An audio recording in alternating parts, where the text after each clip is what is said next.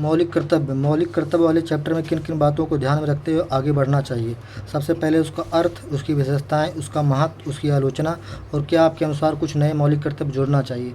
लेकिन सबसे पहले इन बातों को ध्यान में रखते हुए 11 मौलिक कर्तव्य याद रखना चाहिए, तभी इसका अर्थ, विशेषताएं, महत्व, आलोचना और क्या नए मौलिक कर्तव्य जुड़ेंगे, तभी आप कुछ सीख पाएंगे। तो इसका इनको याद करने का हमारे पास एक ट्रिक है कि सबसे पहले जो 11 मौलिक कर्तव्य हैं उनको याद कर लिया जाए। सबसे पहले 11 मौलिक कर्तव्य हैं तो ए से लेके जे तक अल्फ़ाबेटिकली हमने ट्रिक बनाया। जैसे सबसे पहले संविधान का पालन करें, उसके उच्च आदर्शों, संस्थाओं और राष्ट्रगान का आदर करें। तो हमने बनाया एंथम, बी फॉर बापू राष्ट्रीय आंदोलन, C for complete unity, D for defence, E for equality, F for fancy culture और G for green, H for humanity, I for income, J for joint activity.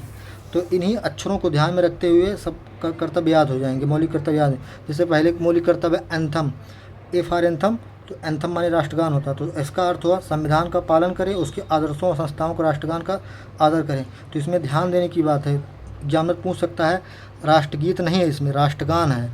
तो एंथम, ए फॉर एंथम राष्ट्रगान का सम्मान करें। B for Bapu,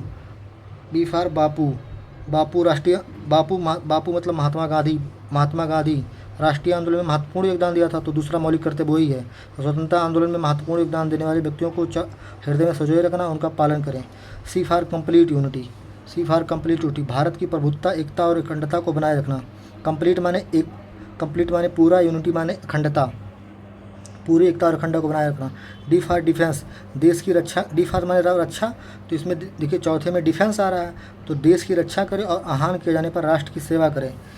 E for equality मतलब समता को बनाए रखना, इक्वलिटी माने समता को बनाए रखना, ई फॉर इक्वलिटी मतलब समता को बनाए रखना। तो देखिए पाँचवा है, भारत के सभी लोगों में समरसता और भ्रातृत्व की भावना को विकास करें और धर्म, भाषा और क्षेत्र या वर्ग पर आधारित सभी भेदभाव से परे हों तथा ऐसी प्रथाओं का त्याग करें जो स्त्रियों के सम्मान के विरुद्ध हो। छठवां है फैंसी कल्चर मतलब होता है, फैंसी माने होता है आधुनिक, कल्चर माने संस्कृति। तो हमारी समसामयिक संस्कृति, गौरवशाली परंपरा का महत्व समझे और उसका परीक्षण करें। जी फॉर ग्रीन प्राकृतिक, ग्रीन माने होता है हरा, तो पर्यावरण को रिलेट करेंगे पर्यावरण से, प्राकृतिक पर्यावरण और उसके जिसके अंतर्गत वन, झील, नदी और वन्य जीव की रक्षा करें और उसका संबंध प्राणी मात्र के प्रति दया भाव रखें। एच फॉर ह्यूमनिटी, तो ह्यूमनिटी माने होता है मानवतावाद। तो 8वें मौलिक कर्तव्य है वैज्ञानिक दृष्टिकोण, मानववाद और ज्ञानार्जन तथा सुधार की भावना का विकास करें। आई फॉर इनकम, जो वर्ल्ड भारतीय स्तर पे ताजमहल जैसे ये सब सार्वजनिक संपत्ति हैं उसका सुरक्षित रखें। जे फॉर जॉइंट एक्टिविटी, तो जॉइंट माने होता है व्यक्तिगत, सामूहिक।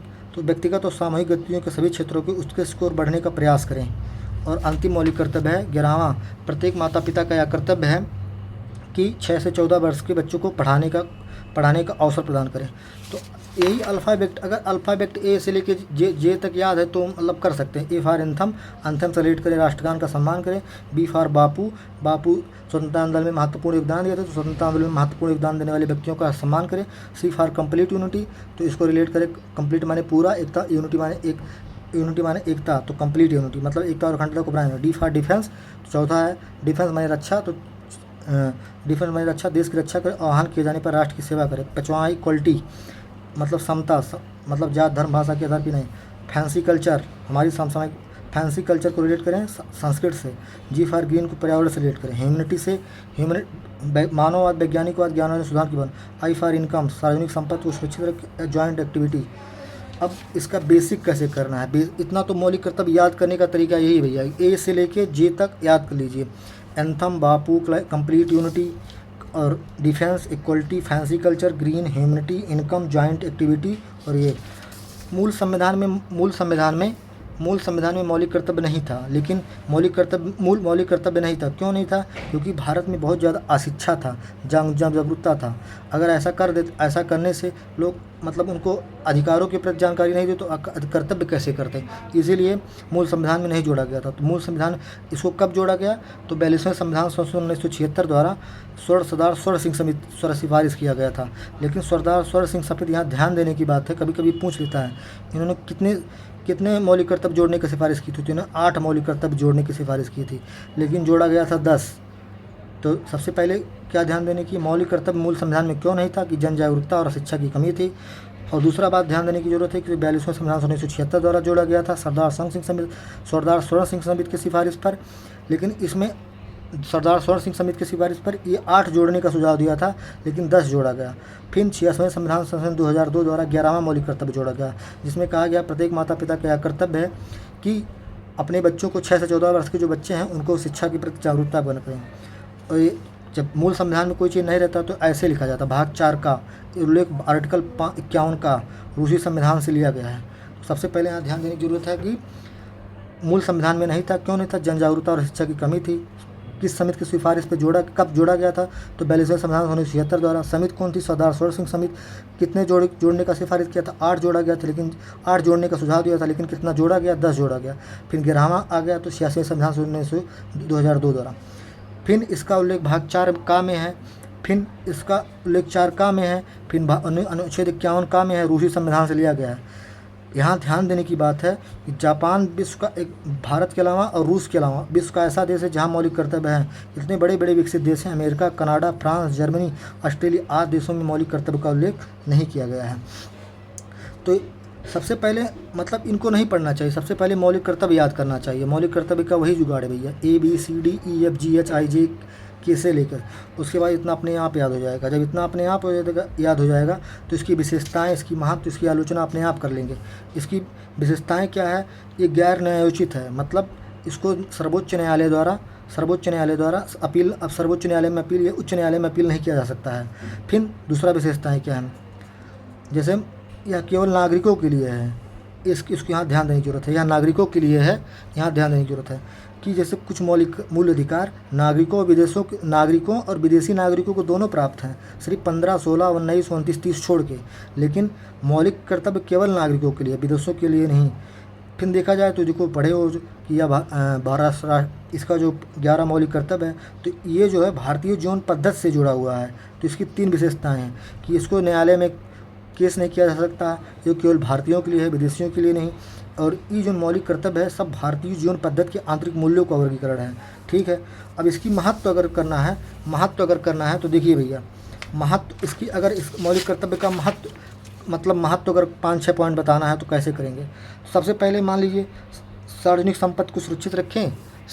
कोई भी पॉइंट्स, इसी पॉइंट से निकाला जाता है इसका महत्व। जैसे प्राकृतिक पर्यावरण और उससे वन्यजीव, ग्रीन 7वां मौलिक कर्तव्य है प्राकृतिक पर्यावरण, जिसके अंतर्गत वन्य, झील, नदी और वन्यजीव रक्षा करें, उसका संवर्धन करते, प्राणी मात्र पर दया भाव रखें। तो 7वां है, तो इसको कैसे मेंस में कोरिलेट करेंगे और महत्व समझेंगे? तो जिस तरह का से पर्यावरण प्रदूषण, ग्लोबल वार्मिंग, बायोडाइवर्सिटी क्षति हो रहा है, अगर अपने मौलिक कर्तव्य का लोग करेंगे तो इस सब का बचत होगा। ये पहली महत्व हो गया। और वैज्ञानिक दृष्टिकोण, मानववाद, ज्ञान सुधार की भावना का भान रखेंगे तो भारत विश्व स्तर पे विश्व नेता बनेगा। सार्वजनिक संपत्ति को सुरक्षित रखें और हिंसा रखें, इसी से निकालेंगे महत्व। सार्वजनिक संपत्ति को सुरक्षित रखें और हिंसा से दूर रखें।